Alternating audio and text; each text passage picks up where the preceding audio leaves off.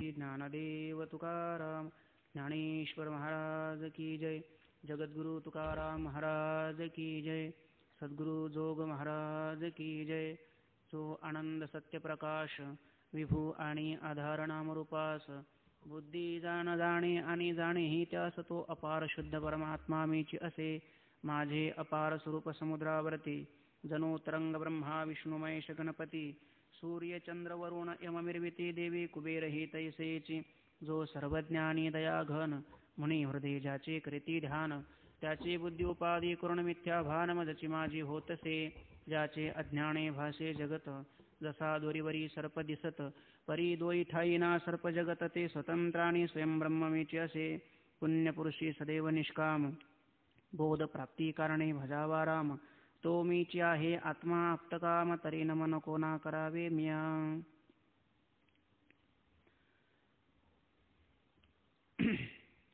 भगवान संत शिरोमणी श्री ज्ञानराज माऊलींच्या चरण सानिध्यामध्ये एका क्रांतदर्शी साक्षात्कार संपन्न महापुरुषाच्या प्रतिभावंत प्रज्ञेतून साकार झालेला एक महाप्रबंध विचारसागर या ग्रंथाचं चिंतन करण्याकरता आपण या ठिकाणी प्रवृत्त झालेलो आहोत.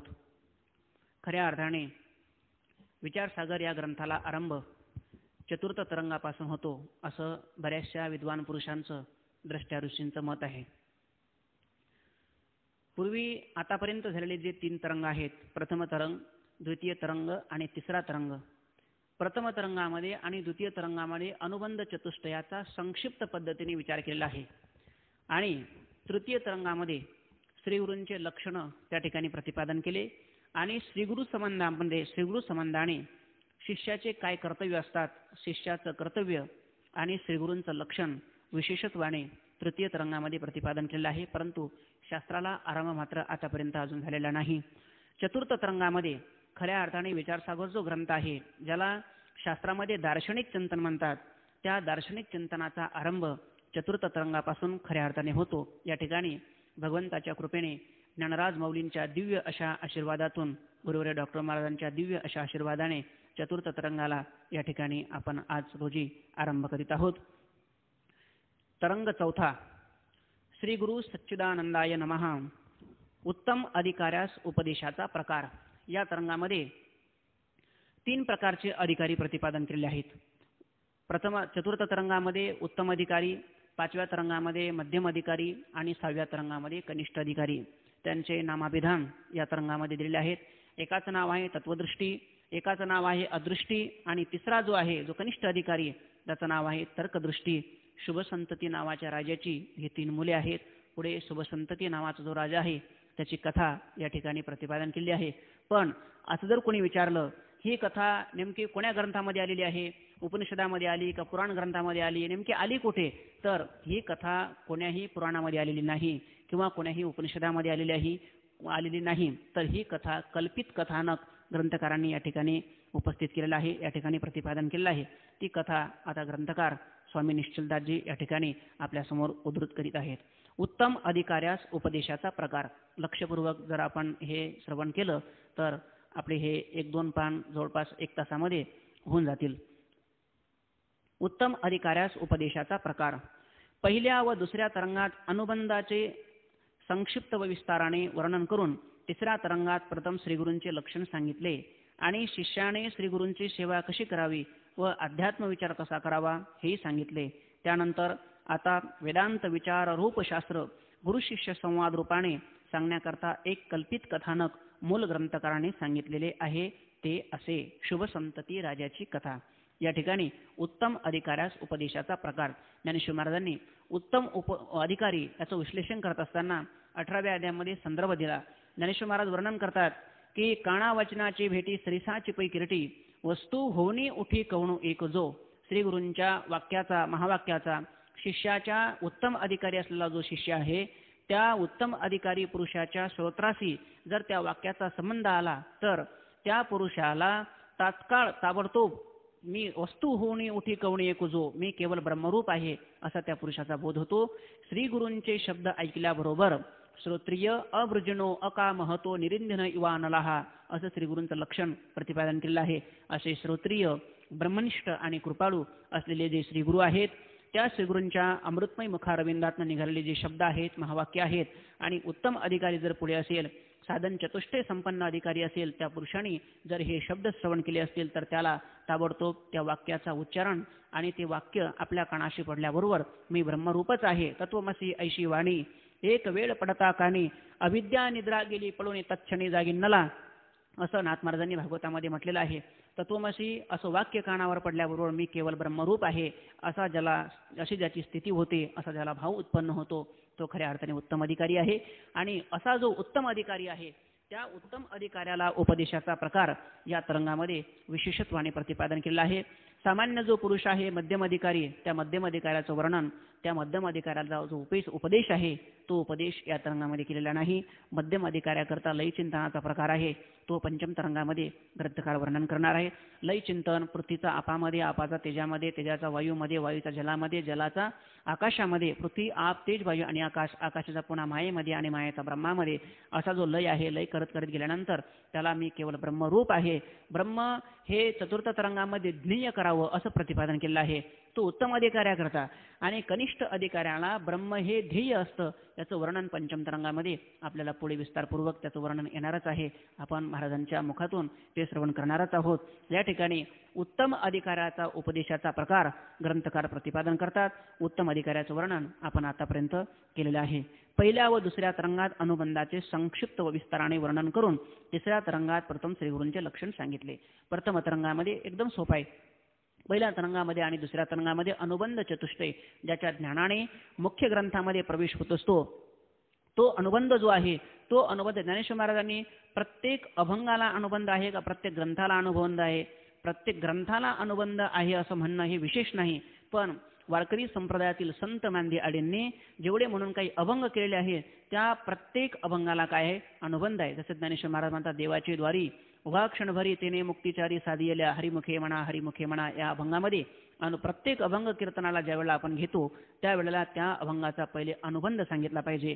त्यानंतर उपक्रम, उपसंहारो, अभ्यासो, अपूर्वता फलम, अर्थवादो, उपपत्तिष्ठ लिंगम, तात्पर्य निर्णय, ज्याला षडलिंग आणि चिंतन म्हणतात, तेही केलं पाहिजे. आणि व्याख्यानम पंचलक्षणम, 5 प्रकारचे व्याख्यानाचं लक्षण. त्यानंतर उपक्रम, षडलिंग आणि अनुबंध चतुष्टय, हा प्रत्येक ग्रंथाला नव्हे, वारकरी संप्रदायातील संत मांदी आडींनी केलेले जेवढे म्हणून काही अभंग आहेत, त्या अभंगाचा यथार्थ पद्धतीने विचार अनुबंध चतुष्टयाच्या द्वारा होतो. तो अनुबंध किती प्रकारचा आहे? तो अनुबंध आहे 4 प्रकारचा. पहिला आहे अधिकारी, विषय, प्रयोजन आणि संबंध. अधिकाऱ्याचं वर्णन, विषयाचं वर्णन, प्रयोजनाचं वर्णन आणि संबंधाचं वर्णन प्रथम तरंगामध्ये संक्षिप्त पद्धतीने म्हणजे थोडक्यामध्ये केलं. दुसऱ्या तरंगामध्ये अधिकाऱ्याचा असंभव म्हणून पूर्वपक्षकारांनी शंका उपस्थित केली, त्याचा संभव सांगितला. विषयाचं खंडन केलं, पुन्हा ही विषयाची सिद्धी सिद्धांत पक्षकार वेदांत शास्त्राने केली. प्रयोजनाचाही विचार झाला. प्रयोजन आणि अनुबंध चतुष्टयाचा एकंदरीत प्रथम तरंगामध्ये थोडक्यात विचार आणि दुसऱ्या तरंगामध्ये विस्तारपूर्वक विचार ग्रंथकारांनी केला.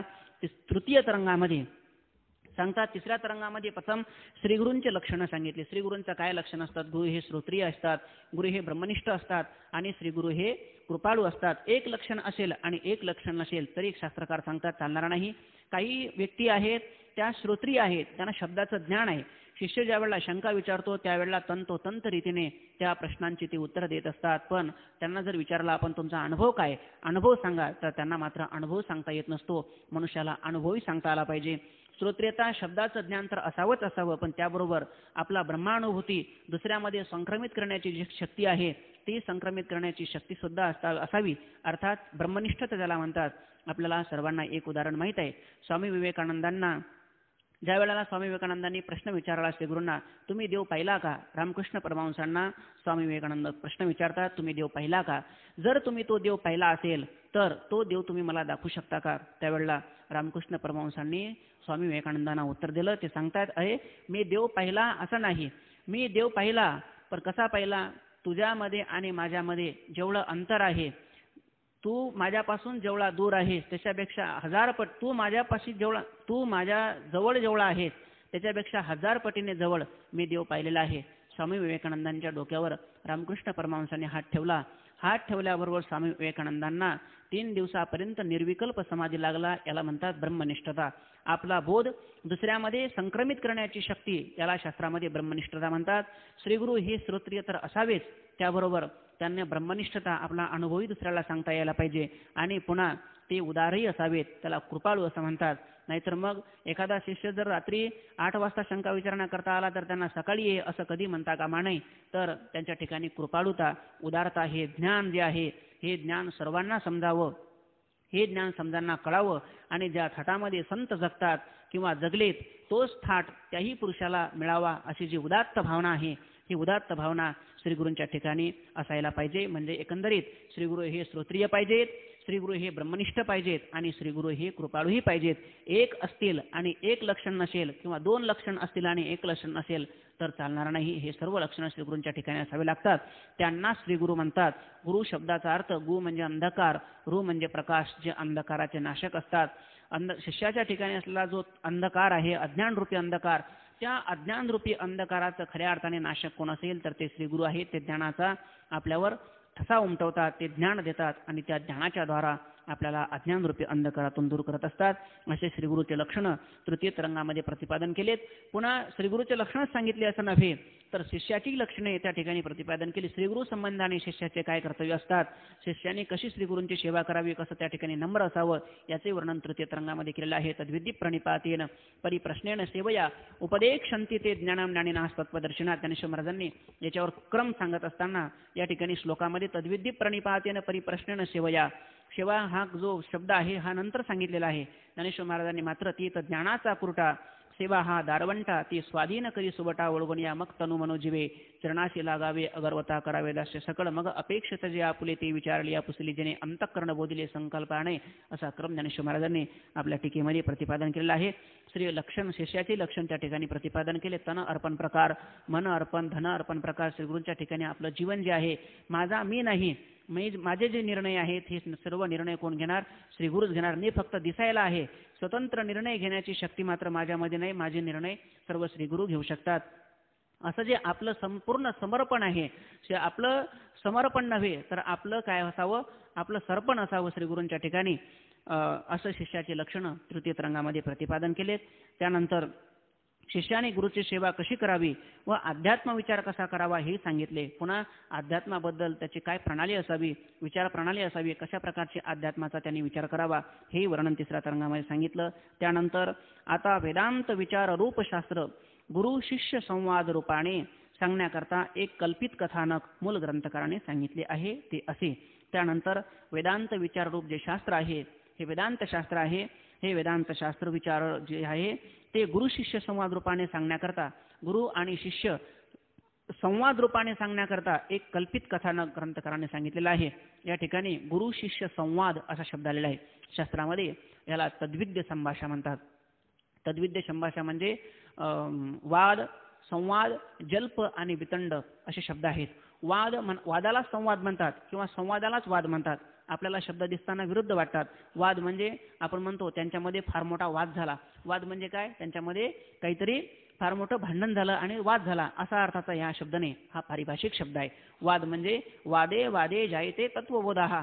संवादाच्या द्वारा किंवा वादाच्या द्वारा मनुष्याला तत्व साक्षात्कार होत असतो. तत्वापर्यंत जात असतो. परमात्मा स्वरूपाचा साक्षात्कार वादाच्या द्वारा होत असतो. पण वाद आणि संवाद हे शब्द जरी दिसायला 2 दिसले तरी अर्थ मात्र त्यांचा काय एकच आहे. गुरु शिष्यामध्ये जो होत असतो त्याला संवाद म्हणतात. भगवान श्रीकृष्ण परमात्म्याने किंवा त्याला वाद म्हणतात. भगवान कृष्ण परमात्म्याने अर्जुनाला केलेला जो उपदेश आहे, गुरु आणि शिष्य यांच्यामध्ये झालेला एक धर्मभूमी कुरुक्षेत्रावरचा संवाद, धर्मभूमी कुरुक्षेत्रावर झालेलं एक जे गान आहे त्या गानालाच काय म्हणतात, भगवद्गीता. भगवद्गीता हा काय आहे, संवाद आहे. गुरु आणि शिष्य यांच्यामध्ये झालेला एक धर्मकीर्तन, संवाद किंवा वाद असं त्याला म्हणतात. गुरु शिष्यामध्ये होतो त्याला वाद म्हणतात. किंवा जल्प आणि वितंड. जल्प म्हणजे माझं मत खरं आहे आणि तुझं मत चुकीचं आहे. मी जे सांगतो ते खरं आहे आणि तू जे सांगत आहे ते चुकीचं आहे, याला म्हणतात जल्प. आणि वितंडा म्हणजे फक्त तुझं चुकीचं आहे, आपलं मत मात्र सांगायचं नाही, तुझं फक्त चुकीचं आहे एवढंच फक्त प्रतिपादन करत, याला म्हणतात वितंडा. वाद, जल्प आणि वितंडा. वाद हा गुरु शिष्यामध्ये असतो. जल्प म्हणजे तुझं मत खोटा आहे माझं मत चुकीचं आहे याला जल्प म्हणतात, आणि तुझं मत फक्त खोटंच आहे आपलं मतच प्रतिपादन करायचं नाही याला म्हणतात वितंडा. तर शास्त्रामध्ये याला तद्विद्य संभाषा म्हणतात. या ठिकाणी कल्पित कथानक प्रतिपादन केलेलं आहे. ते सांगतात गुरु शिष्य संवाद रूपाने या ठिकाणी एक कल्पित कथा प्रतिपादन केली आहे. ती कल्पित कथा आपण या ठिकाणी आता वाचून दाखवूया. शुभ संतती राजाची कथा. एक शुभ संतती नावाचा राजा असून त्यास तत्वदृष्टी, अदृष्टी आणि तर्कदृष्टी या नावाचे 3 पुत्र होते. राजा सर्व गुणांनी संपन्न असून त्यास सर्व भोग प्राप्त होते. बरेच दिवस तो भोग भोगीत असता पूर्व पुण्याने त्याच्या मनात असा विचार आला की आत्मा सुखरूप असून बाकीचे अनात्म पदार्थ तुच्छ आहेत. याकरिता राज्य मुलांचे स्वाधीन करून आपण आत्मविचाराकरिता वनात जावे. हा विचार आपल्या 3 मुलास कळवण्याकरता त्यांना एकांतात नेऊन सांगितले की हा प्रपंच फार दुःखरूप आहे, यात फार कष्ट भोगावे लागतात. यासाठी राज्याचा त्याग करून आत्मस्वरूपाचा विचार करीत राहावे असे मला वाटते. राज्याचा त्याग करून बाहेर जाण्याचे कारण माझ्या प्रजेतील लोक जे संसार दुःख भोगतात तेही मला पाहवत नाही. ज्यांच्याजवळ पुष्कळ ऐश्वर्य आहे किंवा ज्यांच्या हाती मोठी सत्ता आहे त्यांना विचारशून्य लोक थोर मानतात, पण मला तर त्यांचे सर्व ऐश्वर्य दरिद्रीपेक्षाही दरिद्री आहेत असे वाटते.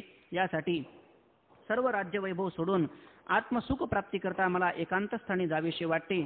बापाने आपल्या ऐश्वर्याचा विभाग करून पुत्रास द्यावा, नाहीतर बापाच्या पश्चात मुलांमध्ये कलह मासतात. म्हणून मी राज्याचे विभाग करून तुम्हा तिघा देत आहे. ते आपापले विभाग घेऊन सुखाने राज्य करा. मी मात्र या दुःखरूपी राज्याचा त्याग करून नित्य आत्मसुखाच्या प्राप्तीकरता वनात निघून जात आहे. राजाचे पुत्रही फार विचारी होते. त्यांनी एकांतात जाऊन असा विचार केला की ज्या अर्थी स्वतःचा बाप हे सर्व राज्य दुःखरूप आहे असे सांगतो आणि राज्याचा म्हणजे त्या दुःखाचाच विभाग आम्हास करून देतो, याचा अर्थ दुःख तेवढे आमच्या गळ्यात अडकवून आपण मात्र आत्मसुखाची इच्छा करीत आहे, याला काय म्हणावे. आणि बाप ज्या राज्याच्या म्हणजे दुःखाच्याच वाटण्या आपणास करून देत आहे त्या घेऊन तरी आपणास काय करावयाचे आहे. तेव्हा परमात्म सौख्य प्राप्तीकरता आपण श्री गुरुकडे जाऊया असा 3 मुलांचा विचार होऊन ते बापास न विचारताच एकदम राज्य सोडून चालते झाले. दैवयोगाने त्या श्रीगुरूंची प्राप्ती झाली. गुरूंची 6 महिने अनन्य भावी करून 3 सेवा केल्यानंतर श्री गुरूंनी सहजच तुम्ही कोण, येथे कशा करता येऊन राहिला आहात असे प्रेमाने विचारले. आपण प्रार्थना करावी असे आपल्या 2 बंधूंचे मनोगत पाहून आपण असे प्रेमाने विचारले. आपण प्रार्थना करावी असे आपल्या 2 बंधूंचे मत पाहून थोरला मुलगा जो तत्वदृष्टी श्रीगुरूंपुढे हात जोडून उभा राहिला. हे श्रीगुरू, आम्ही 3 शुभ संतती राजाची मुलगी असून जन्ममरणरूप संसाराने तप्त असल्यामुळे दीन आहोत. याकरता आत्मस्वरूप प्राप्तीची इच्छा धरून आम्ही सेवा करीत आहोत. अशी शिष्याची प्रार्थना ऐकून श्रीगुरूंनी कृपा करून सांगितले की आत्मज्ञानाविषयी तुम्हाला जे पाहिजे ते विचारा. तुमचे मनातील सर्व संशय जाऊन तुम्हास परमानंद प्राप्त होईल. ह्याप्रमाणे श्रीगुरूंची आपल्यावर असलेली कृपादृष्टी पाहून त्या 3 राजपुत्रास फार आनंद झाला आणि ज्याकरिता आपण राज्य सोडून बाहेर पडलो त्याचे चित झाले असा त्यांचा भरवसा आला आणि श्रीगुरूस आत्मज्ञानाविषयी प्रश्न विचारण्यास प्रथम तत्वदृष्टीने आरंभ केला. आता पुन्हा वाचण्याची काही ही कथा आवश्यकता नाही. शुभ संतती नावाच्या राजाची कथा. एक शुभ संतती ही कथा जी आहे ही कथा कल्पित आहे, हे नीट लक्षात ठेवायला पाहिजे. हे कुठं पुराणामध्ये, कुठं एखाद्या उपनिषदामध्ये, छांदोग्य उपनिषदात फार कथा प्रतिपादन केल्या, बृहदारण्यक उपनिषदात कथा सांगितल्या, कठोपनिषदामध्ये कथा सांगितली, अशा काही कोणातरी उपनिषदामध्ये ही कथा आहे असं म्हणून आपल्याला चालणार नाही. ही कथा कुठेही नाही, ही कथा दंतकथा आहे, ह्याला कल्पित कथा म्हणतात. एक शुभ संतती नावाचा राजा असतो, त्याला 3 मुले असतात, त्यांची क्रमाने नावे. एक मुलगा आहे त्याचं नाव आहे तत्वदृष्टी, दुसरा आहे तो म्हणजे अदृष्टी आणि तिसरा आहे त्याचं नाव आहे तर्कदृष्टी. 3 पुत्र होते आणि राजा जो आहे तो सर्व गुणांनी संपन्न होता. सर्व भोग ऐश्वर्य राजाला काय होतं, सर्व प्राप्त होते. पण पूर्वपुण्याईने राजाच्या मनामध्ये असा विचार आला की हे जे राज्य आहे या राज्यापासून आपल्याला आता सुख प्राप्त होत नाही, आतापर्यंत आपल्याला झालं नाही, आता प्राप्त होत नाही आणि पुढे होईल का नाही याचा काही नाही भरोसा नाही. माझ्या प्रजेतील सर्व लोक आहेत, सर्व दुःखी आहेत, सर्व कष्टी आहेत, मग आपण काय करावं आता. म्हणून त्याने असा विचार केला. 3 मुलांना बोलून घेतलं, तत्वदृष्टी, अदृष्टी आणि तर्कदृष्टी. त्या 3ही मुलांना सांगितलं की मी आता या राज्याचा त्याग करून मी वनामध्ये जात आहे आणि आपल्या भारतीय परंपरेमध्ये आपल्या देशाचं नाव आहे भारत. भा शब्दाचा अर्थ आहे ज्ञान. रत शब्दामध्ये रम हे क्रियापद आहे, रम हे धातू आहे. त्या रम शब्दाचा अर्थ आहे रममान होणे. या देशातील जे लोक आहेत हे ज्ञानाच्या ठिकाणी रममान होणारा जो प्रांत आहे त्या प्रांताचं नाव आहे भारत. आणि या भारत राष्ट्रातील या देशाचं नावच एका ऋषीमुनींचं नाव जे आहे त्या ऋषीमुनीचं नावच खऱ्या अर्थाने या देशाला देण्यात आलेलं आहे, त्याचं नाव आहे भारत.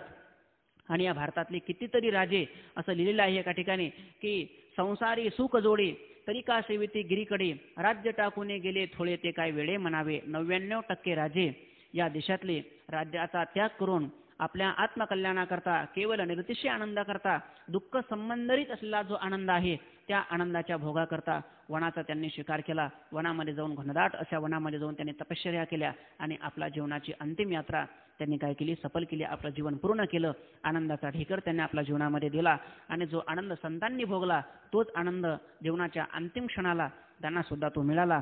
म्हणून हा राजा विचार करतो की हे राज्य जे आहे या राज्याने या संपत्तीने आतापर्यंत कोणाला सुख मिळून दिलेलं नाही, आतापर्यंत दिलेलं नाही, आता देत नाहीत आणि पुढे देईल का नाही असंही सांगता येत नाही. म्हणून आता हे राज्य आपण मुलाच्या स्वाधीन करावं आणि आपण मात्र आत्मज्ञान प्राप्ती करता, सुखाच्या प्राप्ती करता, केवळ आनंदाच्या प्राप्ती करता, दुःख संबंधित असलेला आनंद आहे त्या आनंदाच्या प्राप्ती करता आपण वनामध्ये जंगलामध्ये निघून जावं आणि आता आत्मकल्याण करावं. याकरता त्याने तिघाही मुलांना आपल्यासमोर बोलून घेतलेलं आहे.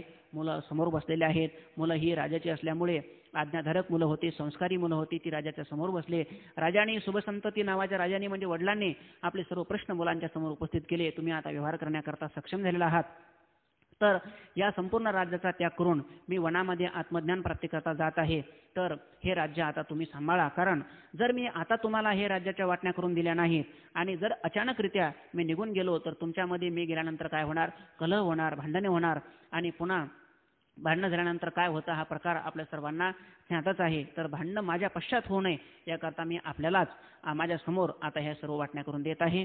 तुम्ही हे सर्व काय करा, नंतर तुम्ही माझ्या नंतर सांभाळा. असं म्हटल्याबरोबर त्या मुलांनाही विचार केला. मुलं म्हणतात की ह्या राज्याच्या वाटण्या करून देत नाहीत तर ह्या दुःखाच्याच वाटण्या आपल्याला करून देत आहे. मुलं हे फार विचारी होते. आता ती शुभसंतती नावाच्या राजाची मुलं होते, ती संस्कारी होते, विचारी असल्याकारणाने मुलांनी असा विचार केला की आपणच वडिलांच्या अगोदर वनामध्ये जंगलामध्ये निघून गेलं पाहिजे. म्हणून तिघाही मुलांनी एकत्रित बसून विचार केला की वडिलांच्या अगोदर आपणच निघून जाऊया. तिनेही मुले राजाच्या अगोदरच आत्मज्ञान प्राप्ती करता जंगलामध्ये गेले. एक त्यांना अरण्यामध्ये आश्रम मिळाला. त्या आश्रमामध्ये गेले. श्रीगुरूंची 6 महिन्यापर्यंत सेवा केली. सेवा केल्यानंतर 6 महिने अनन्य भावाने सेवा केल्यानंतर तद्विधी प्रणिपातेन परिप्रश्नेन सेवया उपदेक्षन्ते ते ज्ञानम ज्ञानिनः तत्वदर्शिना श्रद्धावान लभते ज्ञानम ज्ञानिनः तत्व श्रद्धावान लभते ज्ञानम. श्रद्धावान पुरुषाला ज्ञान प्राप्त होत असतं. अनन्य भावाने श्रीगुरूंची सेवा केली. श्रीगुरू प्रसन्न झालेत. श्रीगुरूंनी त्यांना विचारलं, हे मुलांनो, तुम्ही याकरता हे वत्स तुम्ही या ठिकाणी कशाकरता आलेला आहात? तुम्हाला जे काही शंका असेल, तुमच्या मनामध्ये ज्या काही कल्पना असतील, जे काही संशय असतील ते सर्व संशय सांगा, मी त्या प्रश्नाची सर्व उत्तर देणार आहोत. श्रीगुरूंनी असं म्हटल्याबरोबर शिष्यांनी सांगितलं, गुरुजी आम्ही भौतिक प्राप्त करण्याकरता आम्हाला काहीतरी रिद्धिसिद्धी प्राप्त व्हाव्या. अनिमा लघिमा गरिमा प्राप्ती प्राकाम्य ईशित्व आणि वशित्व ह्या अष्टमा सिद्धी ज्या प्रतिपादन केलेल्या आहेत या सिद्धी आम्हाला प्राप्त व्हाव्यात आणि आमचं ऐहिक जीवन पूर्ण व्हावं या हेतूने आम्ही तुमच्याकडे आलेलोच नाही. कारण आमचं ऐहिक जीवन जे आहे हे आमचं पूर्ण ऐहिक जीवन आहे. आम्हाला भोग आहेत, आम्हाला सुख आहे, समृद्धी आहे, संसारामध्ये जे पाहिजे आहे ते आमच्याकडे आहे, पण आम्हाला त्या संसारामध्ये करमत नाही, त्यामध्ये आमचं मन रममाण होत नाही. म्हणून आम्ही आत्मज्ञान प्राप्ती करता निरतिशय आनंदाकरता आम्ही या ठिकाणी आलेलो आहेत. आम्हाला आमचं मरण कसं चांगलं होईल त्याबद्दल आम्ही आपल्याला प्रश्न विचारणार आहोत. त्या प्रश्नाची कृपया आम्हाला उत्तर द्या. श्री गुरूंनी सांगितलं, तुम्हाला जे शंका असतील त्या शंकेची उत्तरे मी तुम्हाला देत आहे. त्याबरोबर तत्वदृष्टी जो आहे तिन्ही मुलांपैकी असलेला जो धाकटा आपला थोरला मुलगा आहे जो तत्वदृष्टी, त्या तत्वदृष्टीने श्रीगुरूंच्या समोर हात जोडून गुडघे टेकून श्रीगुरूंच्या समोर बसलेला आहे आणि श्रीगुरूंना आत्मज्ञान प्राप्ती करता आत्मकल्याणाकरता आपलं मरण गोड व्हावं या हेतूने आता श्रीगुरूंच्या समोर बसल्यानंतर प्रश्न विचारत आहे. या ठिकाणी आता शास्त्राला खऱ्या अर्थाने आरंभ होतो. विचारसागर जो ग्रंथ आहे तो ग्रंथ खऱ्या अर्थाने या तरंगापासून आणि या पॉईंट्सपासून सुरुवात आता होणार आहे. शास्त्रारंभ. येथून पुढे शास्त्रास आरंभ झालेला आहे. या ठिकाणाहून पुढे शास्त्राला आरंभ झाला. शास्त्राला आरंभ म्हणजे शास्त्राचे जे सखोल सिद्धांत आहेत त्या सखोल सिद्धांतांचा विचार करण्याकरता या ठिकाणाहून खऱ्या अर्थाने आरंभ होतो. साधारण मुमुक्षुस नेहमी ज्या शंका येतात त्याचे सोपपत्तिक विवेचन पुढील गुरुशिष्य संवादात आहे, म्हणून चांगले लक्ष देऊन वाचले पाहिजे. ते म्हणतात, साधारण मुमुक्षुस नेहमी ज्या शंका येतात. साधारण तीव्र जो मुमुक्षु आहे तो तीव्र मुमुक्षुला जास्त शंका येत नाहीत. मध्यम मुमुक्षु आहे त्याला थोड्याफार शंका येतात आणि कनिष्ठ जो अधिकारी आहे त्या कनिष्ठ मुमुक्षुला मात्र काय होतात, भरपूर शंका येतात. या ठिकाणी म्हणतात साधारण जो मुमुक्षु आहे त्याला नेहमी ज्या शंका येतात त्या शंकेचे सोपपत्तिक विवेचन. सोपपत्तिक म्हणजे चांगल्या पद्धतीने, जेणेकरून जे उत्तर दिले असताना शिष्याला ताबडतोब समजतील, समजण्यामध्ये कुठल्याही प्रकारची अडचण त्याला येणार नाही, अशा प्रकारचं जे विवेचन आहे त्या विवेचनाला सोपपत्तिक विवेचन म्हणतात. सोपपत्तिक विवेचन पुढील गुरु शिष्य संवादात केलेलं आहे. गुरु आणि शिष्याच्या संवादामध्ये मी आपल्याला सांगून गेलो, वाद, संवाद, जल्प आणि वितंड हे शब्द लक्षात ठेवण्याचे नाही, तर हे शब्द खऱ्या अर्थाने पाठच करण्याचे. जर आपण हे पाठ केलं तर आपल्याला आजीवन हे शब्द लक्षामध्ये राहतात. याला तद्विद्य संभाषा म्हणतात. वाद, जल्प आणि वितंड. वाद गुरु शिष्यामध्ये जो होतो त्याला वाद म्हणतात. तुझं खरं आहे आणि माझं खरं आहे आणि तुझं चुकीचं आहे याला जल्प म्हणतात.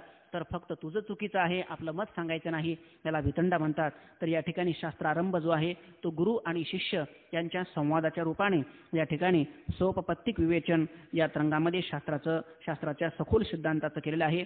गुरु शिष्य संवादात आहे म्हणून चांगले लक्ष देऊन वाचले पाहिजे. बघा, म्हणून चांगलं लक्षपूर्वक हे वाचलंही पाहिजे आणि चांगलं लक्षपूर्वक वाचणाऱ्याने हे चांगलं लक्षपूर्वक वाचलं पाहिजे आणि ऐकणाऱ्याची सुद्धा काही जबाबदारी आहे, त्यांनी सुद्धा चांगलं लक्षपूर्वक ऐकलं पाहिजे.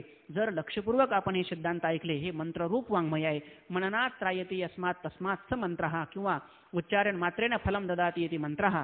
फक्त याचं उच्चारण जरी केलं तरी सुद्धा हे द्रष्ट्या ऋषींनी केलेले काय आहेत ग्रंथ आहेत, हे प्रासादिक ग्रंथ आहे. त्यामुळे हे मंत्ररूप वाङ्मय असल्या कारणाने याचं फल आपल्याला मिळणार आहे. ज्ञानेश्वर महाराज जसं म्हणतात, तरी अवधान एक वेळे दिजे मग सर्व सुखाशी पात्र होईजे, हे प्रतिज्ञोत्तर माझे उघडाय का. ज्ञानेश्वर महाराज या ठिकाणी प्रतिज्ञा करतात. आज्ञा, अवज्ञा आणि प्रतिज्ञा 3 शब्द आहेत. काही लोक प्रतिज्ञा करतात, अज्ञ लोक जे आहेत ते अज्ञ लोक प्रतिज्ञा करतात. प्राज्ञ लोक प्रतिज्ञा करतात, अज्ञ लोक आज्ञा करत असतात. आणि प्राज्ञ, अज्ञ आणि मला वाटते 3 शब्द आहेत. अज्ञ, प्राज्ञ आणि एक शब्द राहिलेला आहे मध्ये. असो, गुरु शिष्य संवादात आहे म्हणून चांगले लक्ष देऊन ऐकले पाहिजे. ज्ञानेश्वर महाराज मी ओवी सांगत होतो, तरी अवधान एक वेळे दिजे मग सर्व सुखाशी पात्र होईजे, हे प्रतिज्ञोत्तर माझे उघडे का. ज्ञानेश्वर महाराज या ठिकाणी प्रतिज्ञा करतात, ही माझी प्रतिज्ञा आहे. जर तुम्ही चांगलं अवधान म्हणजे लक्ष देऊन जर तुम्ही ऐकलं तर तुम्हाला ब्रह्मसुखाची प्राप्ती झाल्याशिवाय राहणार नाही. किंवा ज्ञानेश्वर महाराज आणखी पुढे वर्णन करतात, अहो अळूमाळू अवधान द्यावे, एतुलनी आनंदाचे राशीवरी बैसावे, बाप श्रीमन इंद्रिया देवे घातली माळ. जर तुम्ही लक्ष दिलं तर काय होईल, तुम्हाला ब्रह्मसुख, केवळ सुख, दुःख संबंधरहित जे सुख आहे ते तुम्हाला प्राप्त होईल. एवढं या अवधानाचं काय लक्षपूर्वक ऐकल्याचं फल आहे. म्हणून या ठिकाणी ग्रंथकार सांगतात की चांगले लक्ष देऊन आपण वाचले पाहिजे आणि चांगले लक्ष देऊनच आपण हे श्रवणही केलं पाहिजे. आता या ठिकाणी शिष्य गुरुजींना शंका विचारतात, हे भगवान, हे श्रीगुरु. हे विचारण्याची एक पद्धती आहे.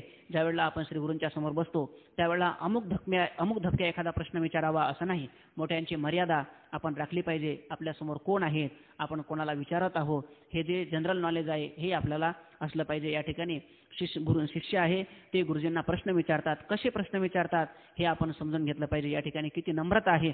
नम्रतेने जर प्रश्न विचारला तर काय फल त्याचं प्राप्त होतं हे आपल्याला बऱ्याच वेळा गुरुवर्य महाराजांनी या ठिकाणी प्रतिपादन केलेलं आहे. हे शिष्य या ठिकाणी विचारतो, हे भगवान, हे श्रीगुरु. कारण भगवंताला परमात्म्याचं जेवढं वर्णन आहे तसंच वर्णन कोणाचं केलेलं आहे, श्रीगुरूंचं वर्णन केलं आहे. एष्य देवे पराभक्ती यथा देवे तथा गुरौ तसे ते कथिता ही अर्थः प्रकाशन्ते महात्मनः. परमात्म्याचं जसं महात्म्य आहे, परमात्म्याचं वर्णन केल्यानंतर जे फल आपल्याला प्राप्त होतं, उलट परमात्म्या सेवेपेक्षाही गुरुसेवेला अधिकता, तृतीय तरंगामध्ये आपलं चिंतन केलेलं आहे, अधिकता जास्त प्रतिपादन केले आहे. गुरुसेवेचं जे फल आहे हे दृष्टही फल आहे आणि अदृष्टही फल आहे. परमात्म्याची जर सेवा केली तर आपल्याला फक्त अदृष्ट फल मिळेल. दृष्ट फल मिळेलच सांगता येत नाही, पण गुरूंच्या सेवेमध्ये दृष्टही फल मिळतं आणि अदृष्टही फल मिळतं. म्हणून या ठिकाणी यस्य देवे पराभक्ती यथा देवे तथा गुरौ. ज्याप्रमाणे देवाची त्याप्रमाणे गुरुची. तसे ते कथिता ही अर्थः प्रकाशन्ते महात्मनः. आणि सांगतात की श्रीगुरूंची सेवा जर आपण केली तर जे अकथिता ही अर्थः, जे कथन केलेले, ज्या ग्रंथामध्ये जो भाव प्रतिपादन केलेला नाही तो भाव सुद्धा तुम्हाला काय होईल, उमजेल. पण कोणाची सेवा केली तर, गुरुची सेवा केली तर. म्हणून या ठिकाणी शिष्य सांगतो की हे भगवान, हे श्रीगुरु, आपण कृपा निधान आहात. भगवान परमात्मा जसा कृपाळू आहे, देवा तो कृपा करुणा सिंधू, असं जसं वर्णन भगवंताचं केलेलं आहे त्याप्रमाणे श्रीगुरु देखील कृपेचं काय आहेत, सागर आहेत. ज्ञानेश्वर महाराजांनी अमृतानुभवाचं जे दुसरं प्रकरण आहे त्या दुसऱ्या प्रकरणामध्ये याचा यथार्थ विचार त्या ठिकाणी केलेला आहे. आता उपाय वनवसंतू, जो आज्ञेचा आहे वतंतू, अमूर्तची परी मूर्तू कारुण्याचा. परमात्म स्वरूपाला करुणेची ज्यावेळेला उपाधी लागते त्यावेळेला तोच परमात्मा श्रीगुरूच्या रूपेने काय होतो, अवतीर्ण होतो. अमूर्तची परी मूर्त कारुण्याचा परमात्मा अमूर्त आहे, पण अमूर्त परमात्म्याला ज्या वेळेला करुणेची उपाधी लागते त्यावेळेला तो अमूर्त परमात्माच काय होतो, श्रीगुरूच्या रूपाने मूर्त होतो आणि शिष्यांना तो बोध करत असतो, शिष्यांना ज्ञान देतो आणि तो मुक्त करत असतो. आपण कृपानिधान आहात, आपण कृपेचे काय आहात, सागर आहात, आपण कृपेचा साठाच आहात आणि सर्वज्ञ आहात. पुन्हा तुम्ही कसे आहात, सर्वज्ञ आहात. सर्वज्ञ म्हणजे भगवान जसा यश्य सर्वज्ञ सर्ववित्तमहा असं उपनिषदामध्ये म्हटलेलं आहे. परमात्मा जसा सर्वज्ञ आहे, सर्वज्ञ त्याला म्हणतात. मुंगी के पाव में घुंगरू बजे ओ बी अल्लाह सुनता है. एका वेळेला एक समवाया अवच्छेदी करून एकाच वेळेला जगातील सर्व दृष्ट सृष्ट पदार्थाचं ज्याला ज्ञान असतं त्याला सर्वज्ञ असं शास्त्रामध्ये म्हटलेलं आहे. भगवान परमात्माही सर्वज्ञ आहेत आणि तुम्ही पण का आहात, सर्वज्ञ आहात. तुझ्या सत्तेने वेदाशी बोलणे, सूर्यासी चालणे तुझ्या बडे ऐसा सुसमर्थ ब्रह्मांडाचा धनी, असं जसं वर्णन परमात्म्याचं आहे तसं वर्णन आपल्या श्रीगुरूंचं सुद्धा या ठिकाणी वर्णन केलेलं आहे. हे भगवान, हे श्रीगुरू, आपण कृपानिधान आणि सर्वज्ञ आहात. आम्ही परमानंद प्राप्त व्हावा आणि जन्म मरण दुःखरूप जो संसार त्याचा नाश व्हावा अशी दोन प्रकारची इच्छा धरून आपणास शरण आलेलो आहो.